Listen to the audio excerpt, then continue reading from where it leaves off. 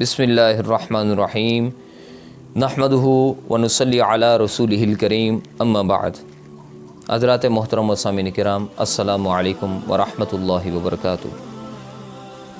حضرات محترم، جیسا کہ ہم قربانی کے ایام کے شروع ہونے سے پہلے جب قربانی کی آمد ہے، ہماری یہ کوشش ہے کہ ہم اپنی ویڈیو کے ذریعے سے ہر مسلمان تک اہم مسائل کو پہنچائیں تاکہ وہ صحیح معنوں میں قربانی کو انجام دے سکے اور اس کے تمام اجر و ثواب سے مستفید ہو سکے۔ آئیے آج کی اس مختصر سی نشست کے اندر قربانی سے متعلق ایک مسئلے کو ڈسکس کرتے ہیں، اور وہ مسئلہ یہ ہے کہ قربانی کے لیے کس جانور کا انتخاب کریں۔ اب اوروں کے نزدیک تو پتہ نہیں ہے، لیکن میرے نزدیک یہ سب سے اہم مسئلہ ہے کہ قربانی کے اللہ نے توفیق عطا فرما دی، صاحب نصاب بھی ہیں، عاقل بالغ بھی ہیں، اللہ نے ہمیں توفیق عطا فرمائی کہ ہم جانور خریدیں، تو کون سا جانور خریدنا چاہیے؟ یاد رکھیے کہ میں نے آپ سے پہلے بھی بات عرض کی تھی، آپ کی گوش گزار کی تھی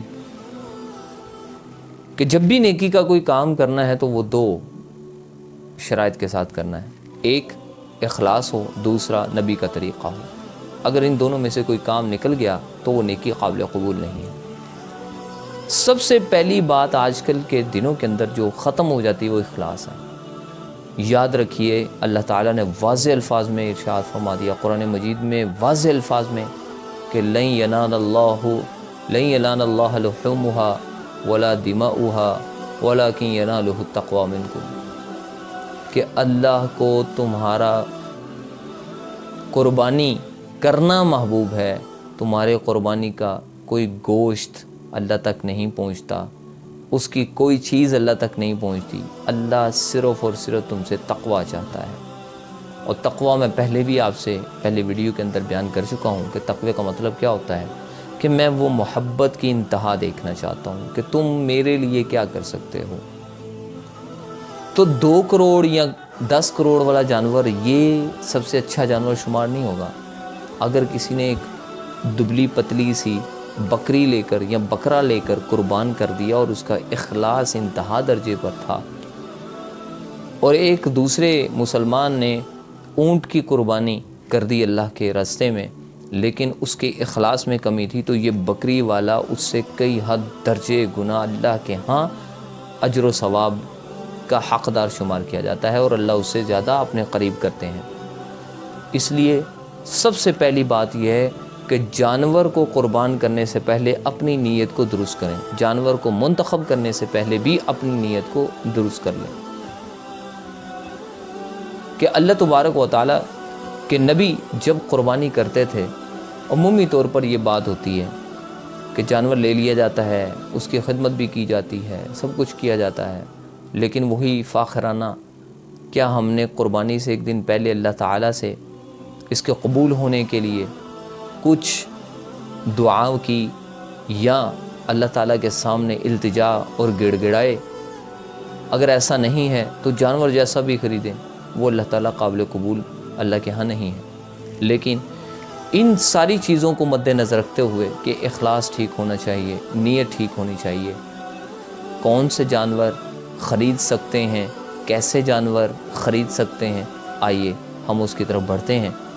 تو محدثین کرام نے احادیث 5 لاکھ احادیث کے ذخیرہ میں سے جو باتیں نکالیں، اور قرآن مجید میں اللہ تبارک و تعالیٰ نے جن جانوروں کی قربانی کو جائز قرار دیا ہے، سب سے پہلے ہم ان کا تذکرہ کرتے ہیں، پھر اس کے بعد اس کی کنڈیشن کیسی ہونی چاہیے اس کو ہم بیان کریں گے، کیونکہ اس مسئلے کے اندر دونوں چیزیں اس کے اندر اس کا حصہ بنتی ہیں کہ جانور کیسا خریدنا چاہیے۔ اب جانور کون سا اور کیسا، یہ دونوں چیزیں آئیں گی۔ کون سے جانور ہیں جی؟ اس کی علماء محدثین نے، علماء کرام نے، مفقہین حضرات نے اس کی 3 قسمیں بتلائی ہیں کہ جن جانوروں کو ہم اللہ کے راستے میں قربانی کے ایام میں قربان کر سکتے ہیں، ان کی 3 بڑی اقسام ہیں، 3 ٹائپس ہیں جن کو ہم قربان کر سکتے ہیں۔ ان میں سب سے پہلے، چونکہ ظاہری بات ہے کہ سٹیپ بائی سٹیپ ہے کہ جو چھوٹا جانور قربان کرے گا اللہ تبارک و تعالیٰ اس کو زیادہ ثواب نصیب فرمائیں گے۔ اسی طرح بڑھتے بڑھتے بڑھتے بڑھتے اونٹ تک ہم جاتے ہیں۔ تو سب سے پہلی جو قسم ہے وہ اونٹ کا جانور ہے، یعنی اونٹ ہم وہ چاہے نر ہو یا مادہ ہو، یعنی میل ہو یا فیمیل ہو، نر کی دونوں اقسام کو ہم اللہ کے راستے میں قربان کر سکتے ہیں۔ جو دوسری چیز آتی ہے وہ کون سی آتی ہے کہ گائے اور بھینس، ان دونوں چیزوں کو ہم اللہ کے راستے میں قربان کر سکتے ہیں۔ ان کی بھی کنڈیشن وہی ہوگی کہ چاہے وہ میل ہو یا فیمیل ہو، ہر طرح سے ہم ان کو اللہ کے راستے میں قربان کر سکتے ہیں۔ اور تیسری چیز جو آتی ہے وہ یہ ہے کہ بکرا، بکری، مینڈا، بھیڑ اور دمبا، یہ ان کی بھی وہی کنڈیشنز ہیں دمبے کی کہ وہ میل ہو یا فیمیل ہو، کوئی بھی کنڈیشن ہو، ہم اس کو اللہ کے راستے میں قربان کر سکتے ہیں۔ رہی یہ بات کہ ان جانوروں کے علاوہ جو جانور ہیں وہ قربانی کے اندر نہیں شمار کیے جا سکتے ایام قربانی میں۔ ایام قربانی میں صرف انہی جانوروں کی اجازت اللہ تعالیٰ نے عطا فرمائی ہے، تو لہٰذا انہی کی صرف قربانی قبول ہوگی۔ اور کس کنڈیشن کے ہونے چاہیے مجھے یہ بتائیے۔ اگر آپ اپنے بچے کے لیے کوئی چیز لے کر آتے ہیں تو کیا اس کے اندر فالٹ والی کوئی چیز لے کر آتے ہیں، اس کے اندر فالٹ ہو آپ لے کر آ جائیں، ایسی تو کبھی بات نہیں ہوتی۔